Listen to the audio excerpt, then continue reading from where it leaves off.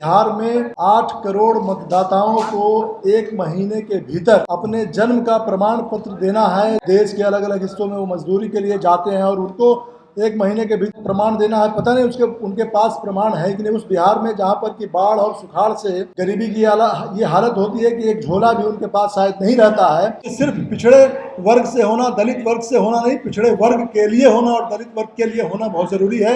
जैसा कि लोकसभा के भीतर और जनसभाओं में प्रधानमंत्री मोदी खुद को पिछड़ा बताते हैं, अति पिछड़ा बताते हैं, लेकिन पिछड़े और अति पिछड़ों के हित को अगर सबसे ज़्यादा कुचला गया है तो इस मोदी सरकार में कुचला गया है। एक तरह से खत्म करने जा रही है दलितों और पिछड़ों, अति पिछड़ों, जो कमजोर वर्ग है उसको। वोटबंदी, नोटबंदी के बाद उसका नाम हम लोगों ने दिया है वोटबंदी। महाराष्ट्र में इस सरकार ने पीछे से वोट को चोरी करने का काम किया और ये भाजपा, आरएसएस, मोदी जी अब बिहार में सीधे सीधे वोट को चोरी करना चाहते हैं।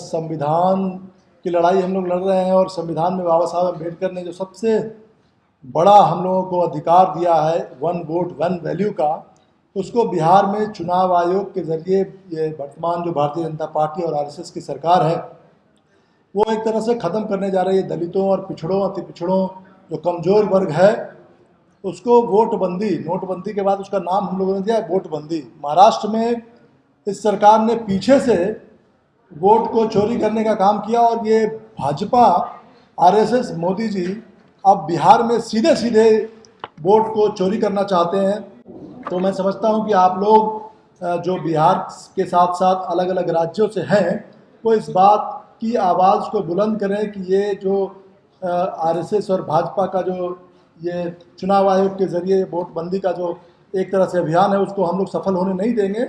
साथियों, बिहार में 8 करोड़ मतदाताओं को 1 महीने के भीतर अपने जन्म का प्रमाण पत्र देना है, जहां की करीब 3 से ज़्यादा करोड़ मजदूर, मतलब रजिस्टर्ड मजदूर इस देश के अलग अलग हिस्सों में, पंजाब में, हरियाणा में, तमिलनाडु में, कर्नाटक में, देश के अलग अलग हिस्सों में वो मजदूरी के लिए जाते हैं और उनको 1 महीने के भीतर प्रमाण देना है। पता नहीं उनके पास प्रमाण है कि नहीं। उस बिहार में जहाँ पर की बाढ़ और सुखाड़ से गरीबी की ये हालत होती है कि एक झोला भी उनके पास शायद नहीं रहता है और उनको अपना घर छोड़ करके बाहर जाना पड़ता है, बांस की खपच्चियों में और टीन के करकट के नीचे किसी तरीके से उनका जीवन चलता है। और जब बाढ़ की चपेट में वो आते हैं तो वो टीन का करकट और बांस की खपच्ची भी उसके सर से टूट जाता है, हट जाता है।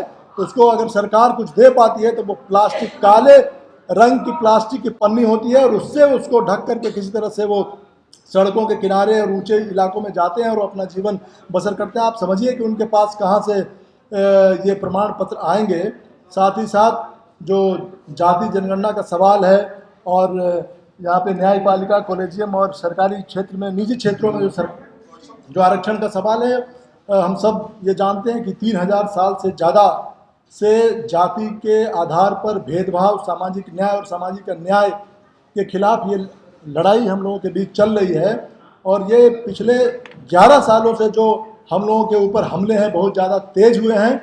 और दुर्भाग्य की बात यह है कि सरकार का सबसे बड़ा समर्थक वर्ग हम ही और आपके सामाजिक न्याय के परिधि के लोग हैं।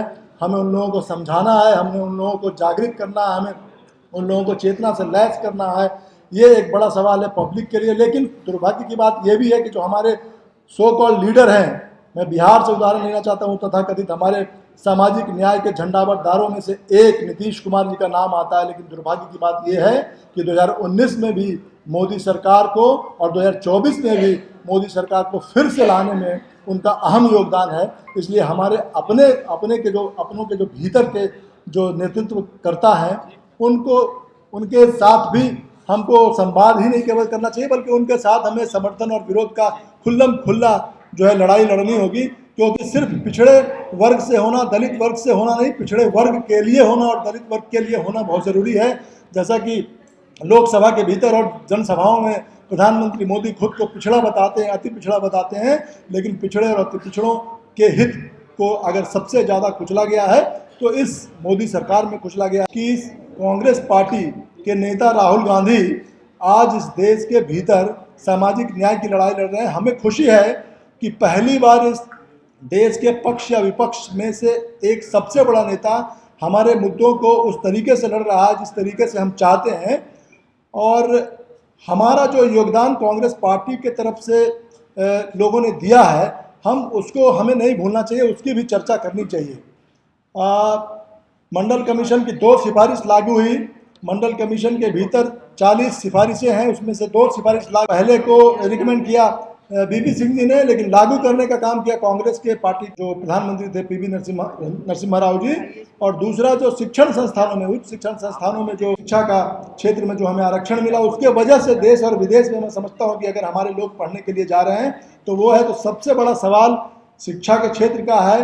आरक्षण के भीतर निजी क्षेत्र और न्यायपालिका के भीतर है, पॉलिटिकल रिप्रेजेंटेशन तो है ही। आप इस समय जब लोकसभा का सत्र चल रहा है, राज्यसभा का सत्र चल रहा है, तो इस राजधानी में संसद के भीतर जब बातचीत नहीं हो रही है, संसद के भीतर जब लीडर ऑफ ऑपोजिशन को बोलने नहीं दिया जा रहा है। नेशनल दस्तक की आपसे गुजारिश है कि अगर इसको बचाना चाहते हैं तो नेशनल दस्तक को सब्सक्राइब करने के लिए रेड कलर के सब्सक्राइब बटन को दबाएं, फिर बेल आइकन की घंटी दबाएं। नेशनल दस्तक को बचाने के लिए बहुत जरूरी है कि हर खबर को शेयर करें, लाइक करें, कमेंट जरूर करें।